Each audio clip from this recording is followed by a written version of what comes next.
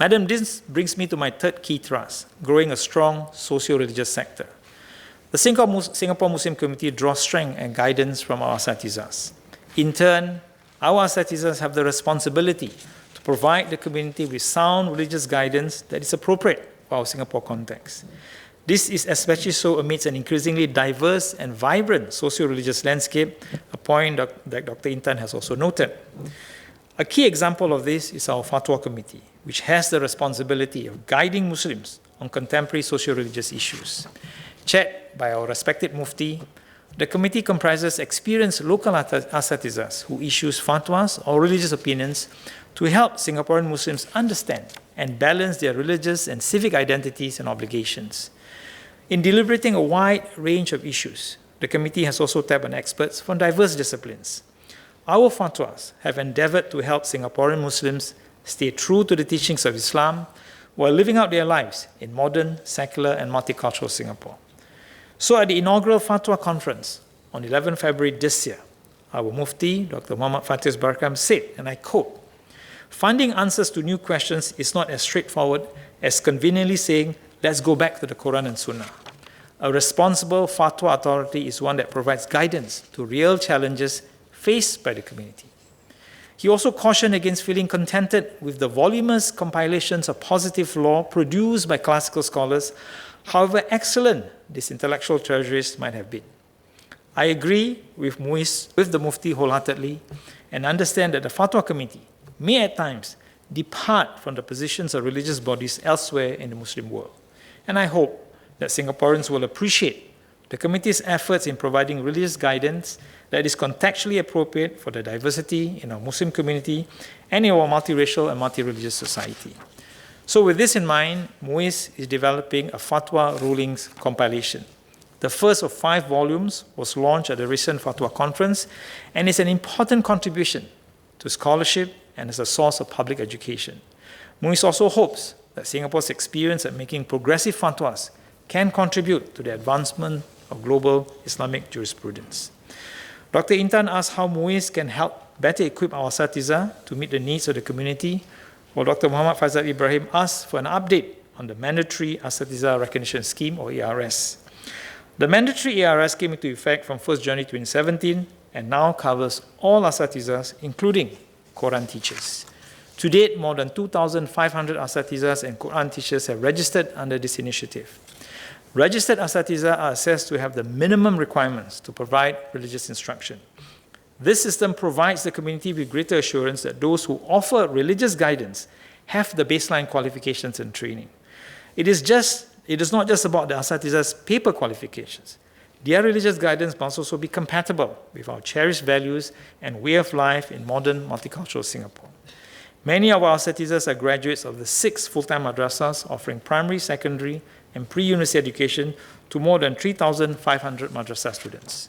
Madrasas play an important role in developing future generations of asatizas with strong grounding in both the religious and secular subjects.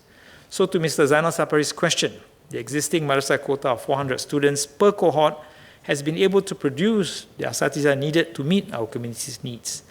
MUIS monitors these numbers and also looks at the competencies required. To ensure that our asatiza meet these competencies, it is imperative that we continually focus on raising the quality of madrasah education and inspiring our students to do their best. In the last few years, our madrasah students have improved their performance in the national examination. In 2016, 98% of madrasah students who sat for the PSLE were eligible for a secondary school course, up from 91% in 2012. More students are also qualifying for the express stream. So these trends, madam, bode well for the future of our asatiza fraternity and Muslim institution. Madam, in his National Day rally in 2015, Prime Minister announced that our government would strengthen the teaching of secular subjects in the 6 full-time madrasah. So I'm pleased to announce that the government has set aside up to $1.5 million annually to support the training of madrasah teachers who teach secular subjects and provide incentives to encourage madrasah students who do well in secular subjects.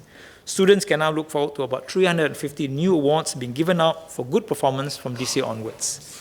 Teachers will also benefit from additional training funds and incentives that scale with their qualifications. I also like to share that MUIS will match the government's assistance in the form of new student awards and teacher training grants for religious subjects. This partnership between the government and the community will encourage our madrasah students and teachers to continue to improve themselves and be the best that they can be.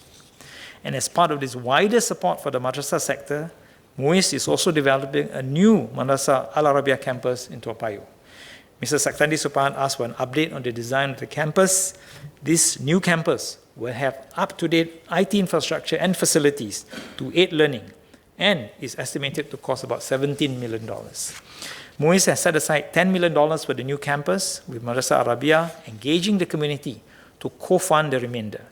MUIS will consult the school's community on the campus design in the third quarter of 2017. Madam Chair, the Mosque Building and Mendaki Fund, or MBMF, is a uniquely Singaporean approach to meet our socio-religious needs. So in response to Mr. Amrin Amin's question, I would like to update that MBMF collections within the first 6 months of the revision have been healthy. The support for the changes to the MBMF is an affirmation of the affluence of our community and of our spirit of self-help. Through the MBMF, we come together to build our mosques, strengthen our religious education, and uplift Muslim families. The rate revision last year will also help ensure that there are sufficient funds to pay for current and future mosque developments. Mr. Amrin Amin had asked for an update on the construction of the Yusof Ishak Mosque in Woodlands. Funded by the MBMF, the Yusof Ishak Mosque is the 26th mosque to be built under the MUIS Mosque Building Program. I'm happy to update that the mosque is nearly complete and will be open to the public in April 2017. With a unique architectural design and a capacity to accommodate 4,500 congregants, the Yusof Ishak Mosque will be an institution that we can all be proud of. Madam, beyond building new mosques, various other upgrading works have also been carried out, such as the Salimata Mosque, Al-Falah Mosque, Al-Hir Mosque, Al-Mutaqim Mosque, and a temporary prayer facility at Al-Istighfar Mosque in Pasir Ris. So I'm happy to report that since the MBMF was used for the MUIS Mosque upgrading program in 2009, MUIS has provided a total of 23,200 additional prayer spaces for the Muslim community.